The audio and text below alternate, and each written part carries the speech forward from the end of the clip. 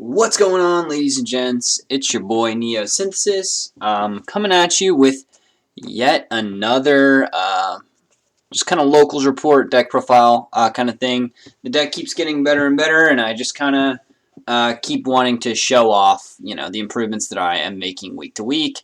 Real quick though, just want to say thanks for everybody who's still sticking around, commenting on the videos.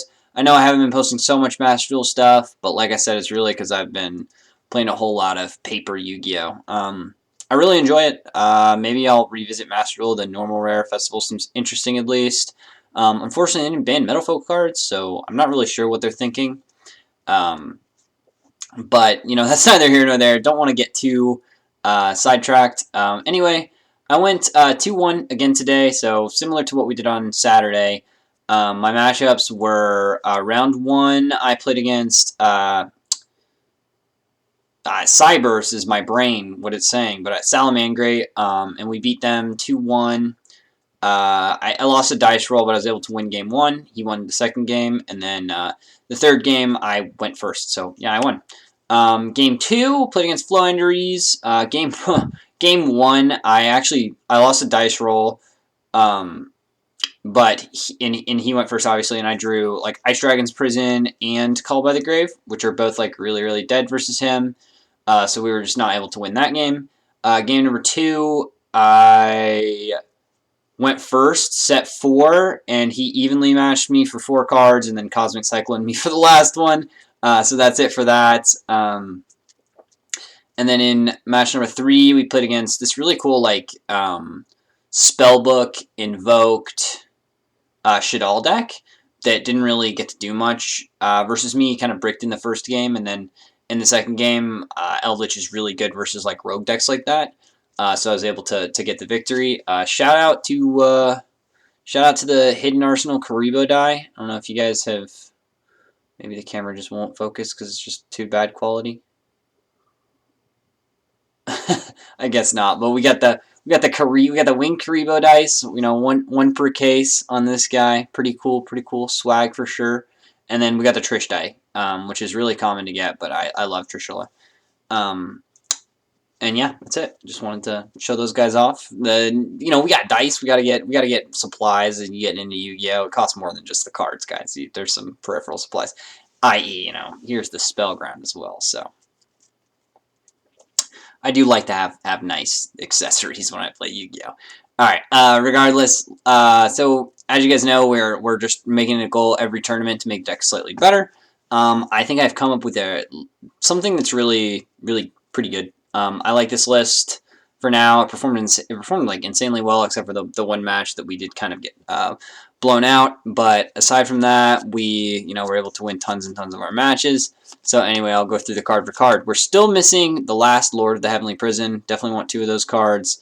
As we go through, maybe I'll just kind of talk about what I would consider taking out.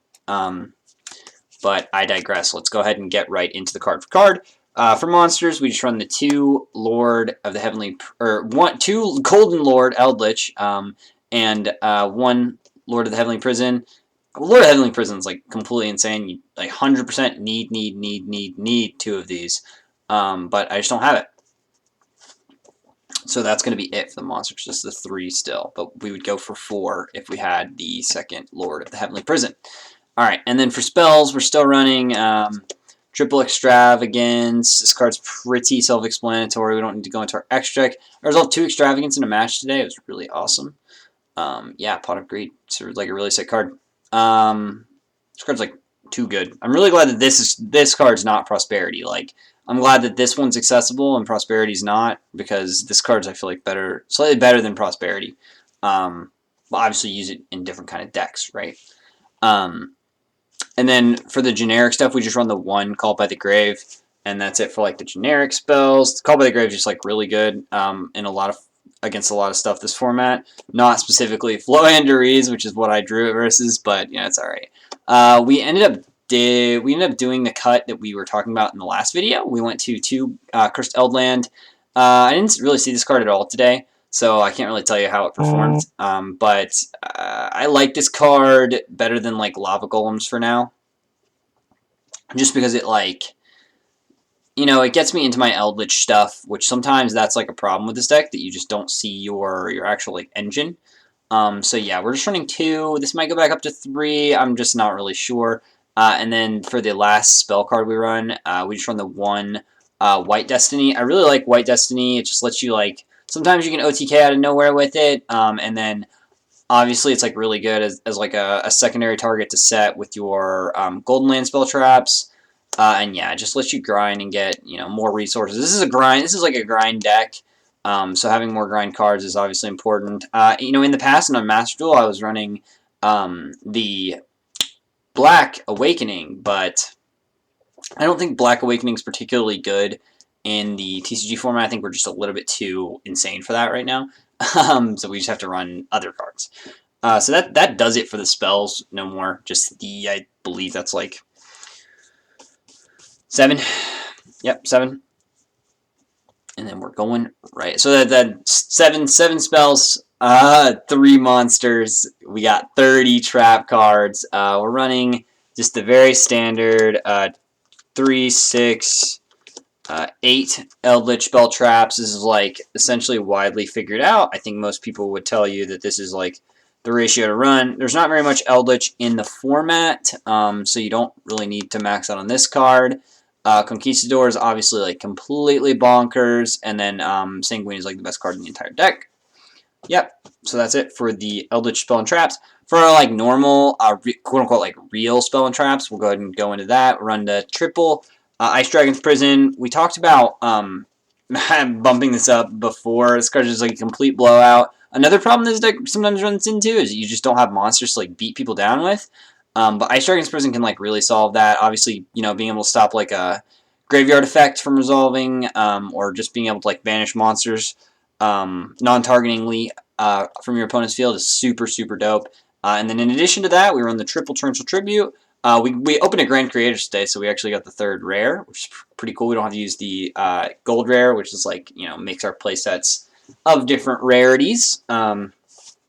But that's it for like all of the quote-unquote normal, like real traps that we have. These are like the normal ones. And then we just have the, you know, Solemn Brigade, pretty standard. You know, we still have the 1 super rare and the 2 golds. Unfortunate. Let me know if anybody wants to do a little gift exchange. Maybe throw in a little dinero to get the play set correct, or I can get rid of these 2 and I just want them all to be 1 rarity, right?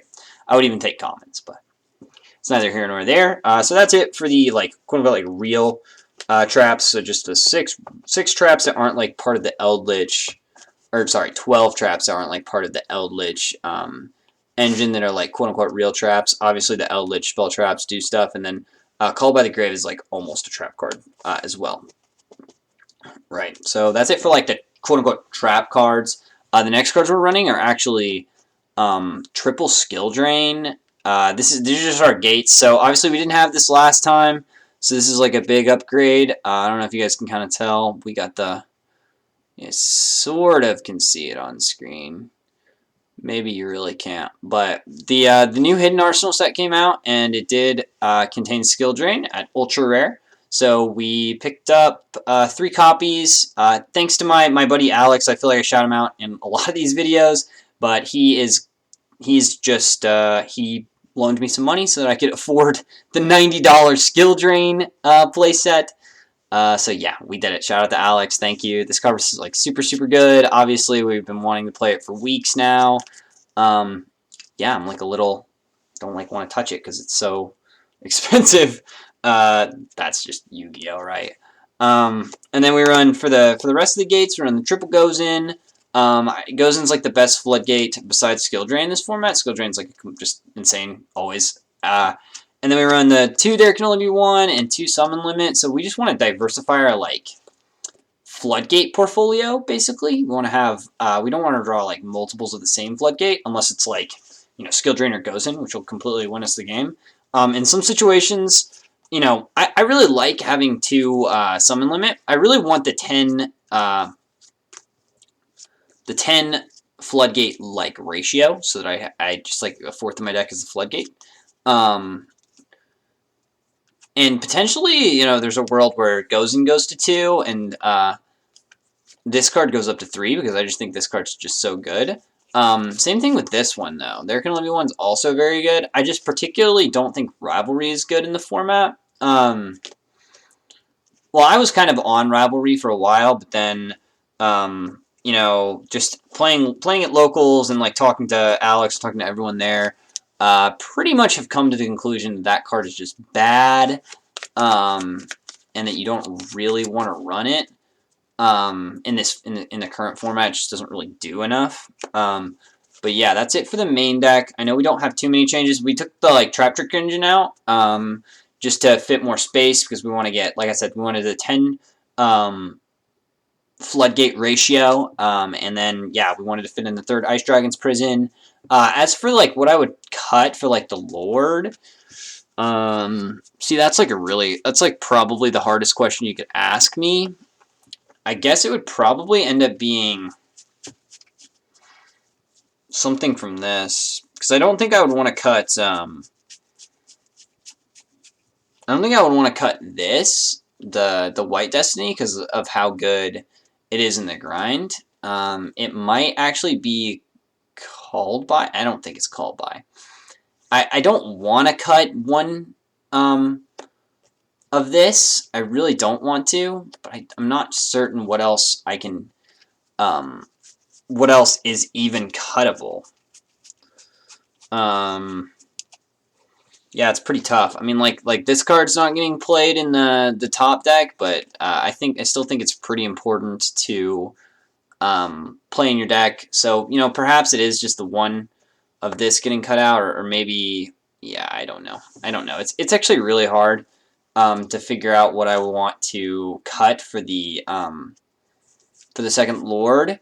I don't want to run 41 because obviously that will just make my deck like way less consistent, and like all the ratios that I've like, you know, painstakingly worked to perfect are basically like gone or whatever.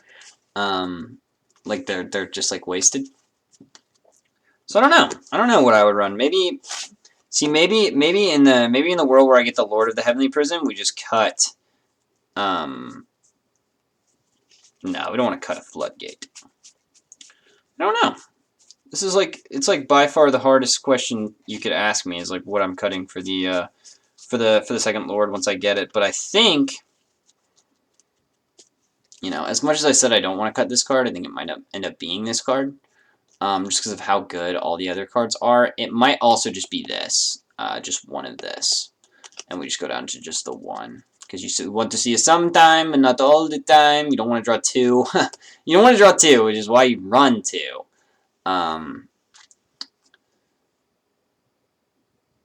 But at the same time, yeah, probably just take out one of this and just leave just the one. It's not searchable or anything, but yeah, I don't know. That might be a little bit cringe to do that. I'm not sure what I would take out. But obviously you want 2 Lord. That card's like completely insane. I think it probably ends up being just like a meta call, right? Like you don't want. I don't want to take a floodgate because I just don't want to ruin the ratio. And yeah, I just feel like taking out a floodgate is just like generally a bad idea.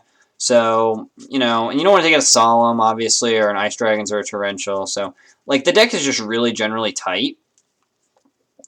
So perhaps cutting this card is like the best card to cut. Because I feel like Call by the Grave is just too good, this format, to not have in your deck. Even though I did say it kind of like lost me around.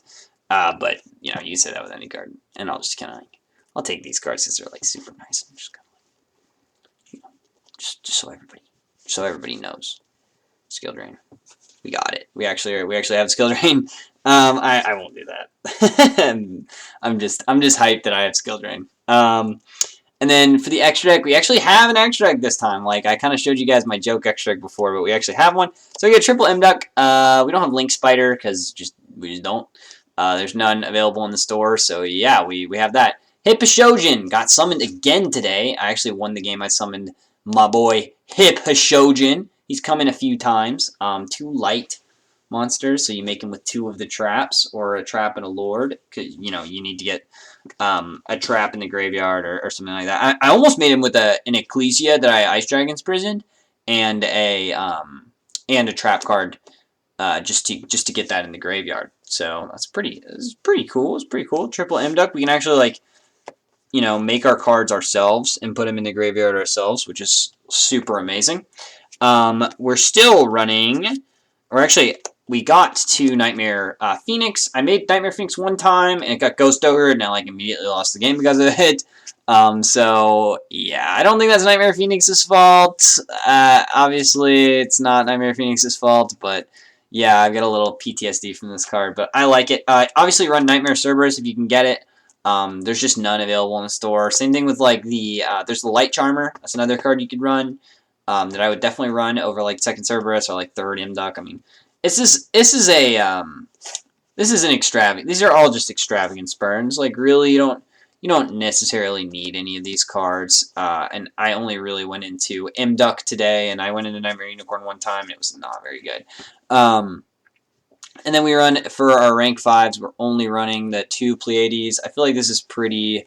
This is like more than enough. You know, we don't need to make Adrius or Tyros in this format because there's like no Eldlich anywhere.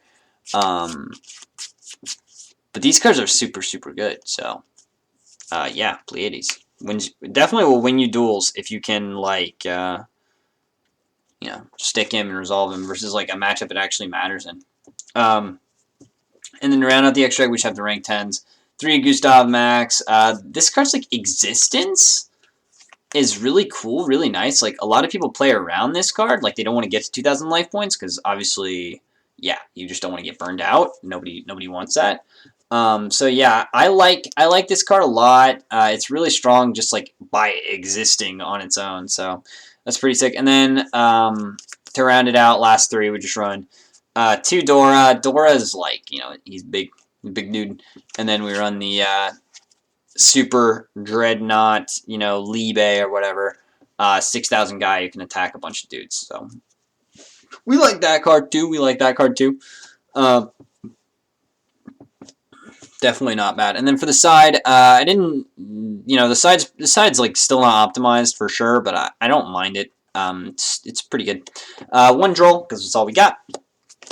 Triple Skull, pretty good. I sided this in versus the Cybers player, the Salamangreat player. It's pretty good in that situation. Obviously, this would be good in like the Eldlich Mirror match and versus just any deck that really wants to be doing graveyard stuff. And then we go for the triple Lava Golem. Lava Golem just allows us to hold on one second. Sorry, we're getting a phone call. I hope that didn't just like ruin the video. And then we're gonna go for triple Lava Golem, just like obviously against decks that want to make boards. You know, just slapping this boy down is super clutch. And then for kind of like our spice in our side deck, we actually run 2 Dimensional Barrier, 2 Infinite Impermanence, and then those are all targets for Trap Trick. So we side into like more normal traps. Obviously, we have like Ice Dragon's Prison, and we have Torrential Tribute and Sanguine. You typically never want to do Sanguine off this because your Sanguine are like resources, and you'll just end up burning them and not being able to keep playing the game.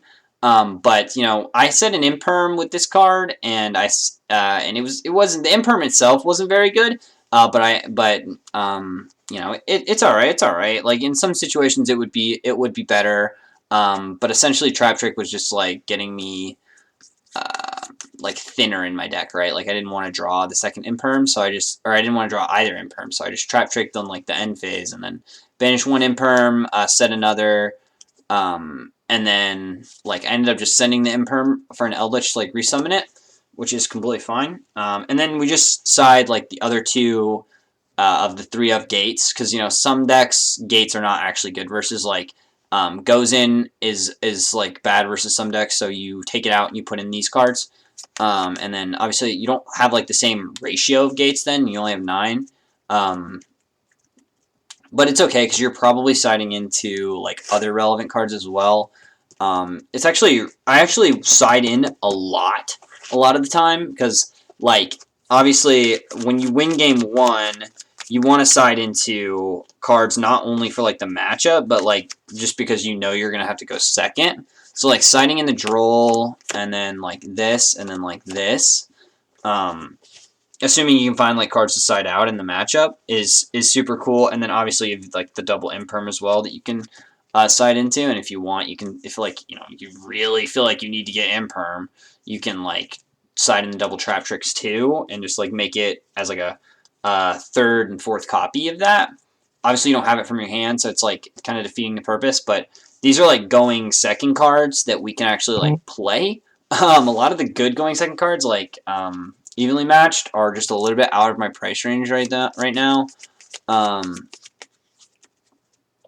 But that's what I'd be if I had unlimited money. Evenly is pretty good. Harpy's Storm Duster or Harpy's Feather Duster is a good card as well to side. Like if you're thinking you're gonna see like the mirror match, and there's like Heavy Storm Duster or whatever. I don't know what it's called. That is also pretty dang good to side as just, you know, removal. So anyway, you know, I hope you guys don't mind me kind of just posting the iteration of this, the iterations of this Eldlich deck as I like continue to make it better and better. Sorry, I'm just gonna kind of roll my brand new, you know, swaggy Hidden Arsenal dice. This is like such a flex. This Winged Kariba dice. I don't know if you guys can really see it, but probably make the thumbnail of this the Winged Kariba dice because it's just so swaggy. Yeah, we're rocking and rolling, baby. We made we're actually, I think we have 4 wins and 5 losses total at locals now. Because right, we went 0-3 and then we went 2-1, 2-1. So next week or Saturday we'll be positive. Let's go. Assuming we can go 2-1 again, which, you know, we might not be able to. And then I don't think it's necessarily the healthiest idea to like keep track of it. Our first deck, the very first deck we took the locals was definitely nowhere near optimized, and yeah, it was pretty ridiculous of me to have hopes of doing well in that tournament in the first place. But you know, nonetheless, of course, I did, right, guys? Because you know, I just expect to do well in everything that I enter, just because I just have high expectations for myself at least. But yeah, this is the biggest get. Skill drain is broken. Yeah. Essentially, that's all I have to say. I didn't go into time anytime today, which is, you know, bless up. Thank you, Konami. I mean, not thank you, Konami. You have no, you know, bearing on whether or not I go into time, but yeah, I didn't want to go into time, and I was able to, you know, play quick enough, and you know, you kind of have to play this like hurry up game with your opponent, right? Where you're just like, all right, go, go, go, go. You need to like pressure them a little bit because you don't want to get into time. Which I know is a little bit uncomfortable for some people, right?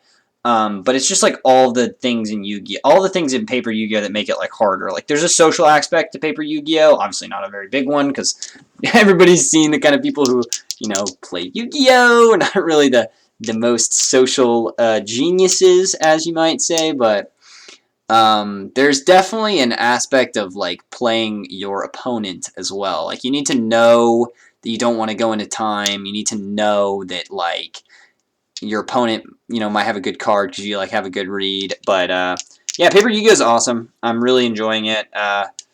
And yeah, I hope that it can get less expensive so that more people want to start playing again. Because right now the you know, the expense of the trading card game is just absolutely absurd, and it's preventing a lot of people who would be playing the game from playing it, just because of the sheer insane price of, you know, like even this, which is a budget deck, this is like a $400 deck. What's budget about that? Nothing. Not really. Not really anything. It's an expensive hobby, and the deck's not even complete, right? It's $400, and it still needs evenly. It still needs a lord. It needs a lot, guys. It needs a lot. But I won't hold you guys any longer. Appreciate you guys who've kind of been sticking with me in my journey, kind of you know, transitioning from a lot of Master Duel stuff, which is kind of what got me back into the game, into probably what's going to end up becoming a Paper Yu-Gi-Oh channel. But I may make some more Master Duel content if they would, you know, improve the game. I would love to be an advocate for it. But as of right now, advocating for that game is actually bad for the Yu-Gi-Oh community, because yeah, we have to demand more from Konami. They don't seem to care about us. So yeah, we can't pretend to care about them. We can't just like reward them by playing their unfinished game and raising their numbers or whatever. Obviously, I try to like log on and get the rewards, and if it's your only way to play, like I'm not trying to disparage you. I'm just trying to say like Paper Yu-Gi-Oh is a lot better. It doesn't have like many of the issues that plague Master Duel do not plague the TCG. So I mean, try it out. Obviously, it's very expensive, and the adventure stuff is prohibiting a lot of people from playing the game. But there wasn't that much adventure at my locals today. Like you can get away with not playing the engine. Now, perhaps when I go to the regional in a couple months, in maybe a month or two time, I will just learn my lesson and take all that back. But anyway, it's been your boy Neo Synthesis. Thank you guys for watching. Like, comment, and subscribe. Peace.